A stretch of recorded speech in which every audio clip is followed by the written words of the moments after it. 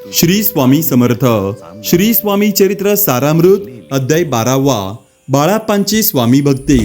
अक्कलकोटी वटवृक्षाखाली विराजमान स्वामींच्या मुखावरचे लखलखते तेज, तांबूस कांती, गुडघ्याखाली पोहोचणारे अजानुबाहू, थुलथुल हलणारे पोट आणि मन मोहून टाकणारे चरणकमल या दिव्य दर्शनानंतर बाळाप्पांनी साश्रू नयनांनी श्रीचरणांवर अभिषेक केला. श्रींनी जवळच्या वृक्षांना आलिंगन देऊन बाळाप्पा भेटीचा आनंद साजरा केला. श्री सेवेत रुजू झाल्यानंतर सेवेला त्यांनी सर्वोच्च प्राधान्य दिले. श्री कुठेही असले तरी नियोजनबद्ध दिनक्रम, यथासांग पूजा, सर्वांना बरोबर घेऊन काम करण्याची वृत्ती आणि श्रद्धा व समर्पणाचा भाव त्यात असे. श्रींनी बाळाप्पास एका जीवघेण्या संकटातून वाचविले. बाळाप्पा श्रीनिष्ठ असले तरी शिवसेवा नित्य करीत.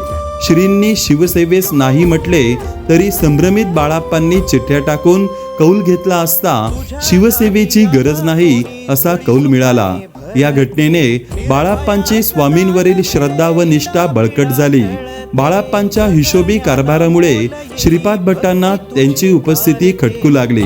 बाळाप्पा कुलदेवतेच्या दर्शनास जाऊ इच्छितो असे श्रीपाद भटांनी श्रींना सांगताच बाळाप्पास रोज येथे कुलदेवतेचे दर्शन घडते असे स्वामींनी ठणकावले. बाळाप्पा भांडणास कंटाळून गावी जाण्यास निघाले असता स्वामींनी जाऊ दिले नाही. श्रीपाद भटांनी पुन्हा केलेल्या चिठ्ठी प्रयोगातही श्रींनी त्यास परवानगी दिली नाही. भक्तवत्सल भक्ताभिमानी स्वामींनी बाळाप्पांचा दृढ भक्तिभाव पाहून त्यास आपल्या चरणाशी ठेवून घेतले.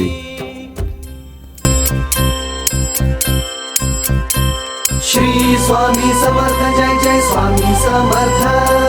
श्री स्वामी समर्थ जय जय स्वामी समर्थ.